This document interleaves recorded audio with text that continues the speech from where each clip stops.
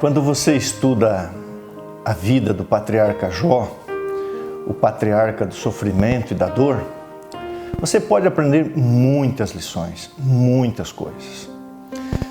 Hoje eu quero falar um pouquinho sobre questões, sobre perguntas que nós podemos fazer a Deus.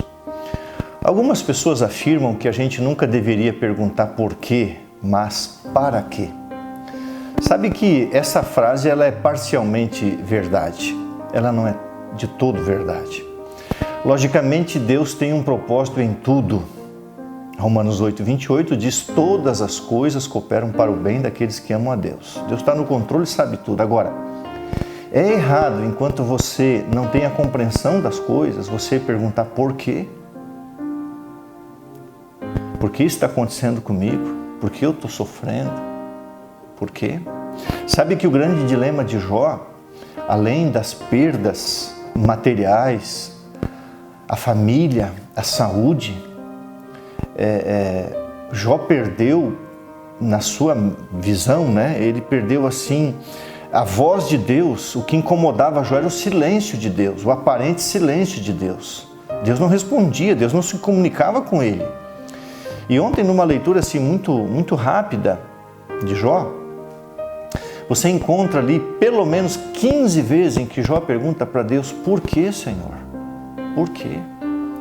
E uma de suas queixas está aqui no capítulo 13, o verso 24, que diz assim: por que escondes o rosto de mim? Por que me tens por teu inimigo? Essa é uma das 15 perguntas ou mais que tem ali. Perguntas tem várias, mas o porquê, ele tem várias outras perguntas. Jó questiona muito, com respeito, com temor. Então, se você tem alguns questionamentos, algumas perguntas que você faz respeitosamente, com temor do Senhor, em oração, entre você e Deus, isso não é errado. Deus sabe que somos humanos. Jesus mesmo perguntou: Deus meu, por que me desamparaste? Aparentemente o Pai não estava ali, mas estava. O próprio Cristo, na sua carne como homem, perguntou por quê. Logicamente, Deus tem um propósito em tudo, mas não é errado, até que você não compreenda, você questionar, você perguntar, você procurar entender. No capítulo 19, ele responde uma de suas questões, ele diz assim: porque eu sei que o meu Redentor vive. Agora é uma afirmação, é um outro porquê, não é uma pergunta. Porque eu sei que o meu Redentor vive e por fim se levantará sobre a terra. Depois, revestido este meu corpo da minha pele, em minha carne eu verei a Deus. Vê-lo-ei por mim mesmo. Os meus olhos o verão e não outros. De saudade me desfalece o coração dentro de mim. Um rompente de fé, de certeza, de esperança, em meio aos questionamentos, aos porquês. Quem não tem os seus porquês? Não é errado você questionar, você perguntar para entender. E até que você não entenda, você tem que ter fé, confiança de que Deus te ama e que Deus está cuidando de você. No capítulo 42 de Jó é tão conhecida essas expressões, quando Deus então dar-se a conhecer, e Deus faz uma série de perguntas a partir do capítulo 38, Jó não consegue responder nenhuma. Deus também faz perguntas para ele. Então, quando você estuda um pouquinho o livro de Jó dessa perspectiva, são várias perguntas, de diversas formas, e Deus também faz perguntas. Tem muita pedagogia nisso. E no final das perguntas de Deus, Jó respondeu ao Senhor e disse: bem sei que tudo podes, e nenhum dos teus planos pode ser frustrado. Quem é aquele, como disseste, que sem conhecimento encobre o conselho? Deus, na verdade, falei do que não entendia, coisas maravilhosas demais para mim, coisas que eu não conhecia. Jó reconhece a sua ignorância e diz: Deus, eu não entendia, eu não sabia, por isso eu perguntava, e Deus não o condenou por isso.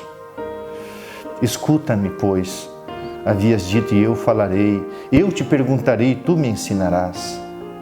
Eu te conhecia só de ouvir, mas agora os meus olhos te veem. Por isso eu me arrependo. Eu me arrependo e me abomino no pó e na cinza.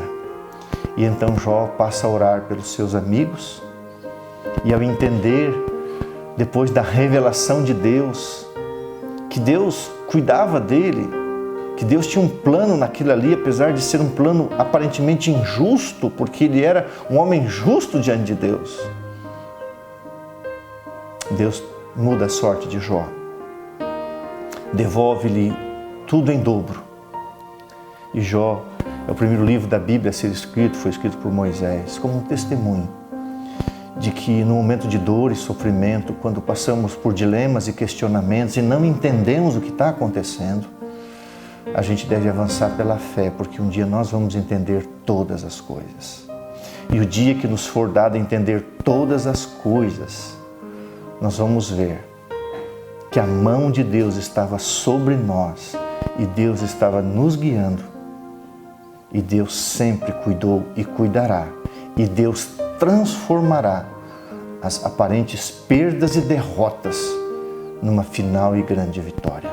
Portanto, não tenha medo, não tenha receio de conversar com Deus, de questionar, até que Deus dê a entender a você o que realmente está acontecendo. Talvez a gente não tenha todas as respostas para as nossas questões nessa vida, mas de uma coisa eu tenho certeza: quando Jesus voltar e a gente subir para a eternidade, você vai ter 1000 anos. E quando você abrir o livro da sua vida, a sua história, você vai dizer: eu não sabia, eu não entendia, mas agora os meus olhos veem Deus face a face e a realidade do que aconteceu. Enquanto isso, que Deus te dê fé, força, poder, coragem. Continue confiando naquele que morreu, naquele que vive e naquele que voltará por você. Por quê, Senhor? Não sei, mas Deus sabe. Que Deus te abençoe.